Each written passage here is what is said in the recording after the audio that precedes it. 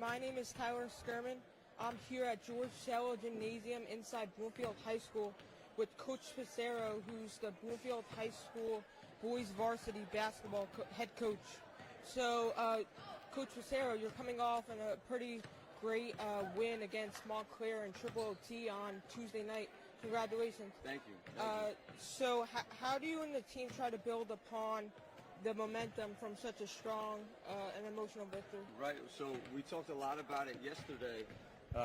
We talked a lot about it yesterday, and the word that we're using for tonight is validate, and that means a lot to us. It's validating our performance from the other night because it was a really good win, and now we have to prove to not only everybody in the community, in the basketball community in Essex County, but also to ourselves that we can play at that level, and our job tonight is to validate Tuesday night. So, but it's really good beating Montclair, especially in their gym.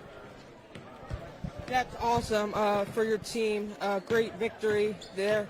It's still very early in the season, but who are some of the biggest players that stepped up for you this season? Right. So everybody knows that we have four guards that can really play in two seniors, Davion McLean and Talon Baycoat, and also two sophomores in Sean Parada and AJ Cruz. And those guys always have to step up. We rely on them heavily, but we talk about it all the time.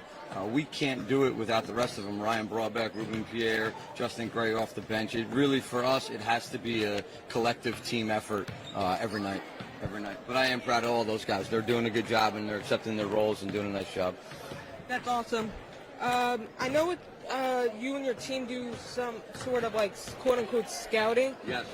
What have you seen from the film, and what are your three keys to victory tonight? Right, so our opponent tonight is another really good opponent. They're a top 10 team in Union County, and they're going to cause us some issues. One of our biggest things tonight is to match their physicality. That's a big key to the game. They're big and physical, and we have to be able to match that. We always talk about having to rebound the basketball, especially on the defensive end, but on the offensive end also to get some second chance points. And then our third key is on offense is our spacing and ball movement. They're a very good defensive team, and they don't let you get anything easy, so you have to have offensive patience and really move the basketball, cut and screen hard, and execute when we get in the half-court game. So that's what we're going with tonight. Greatly said. I see that you also coach your Verona son's team, 5th grade. So what is the similarities and differences from coaching that team to this one? Well, first of all, I really love coaching. I love coaching both groups, but I'm really enjoying coaching the 5th grade group. They're great kids, and it's actually very hard for me because I am so used to dealing with 16, 17, 18-year-old boys and then translating, like going from a game versus Montclair to going to a 5th grade game a few hours later.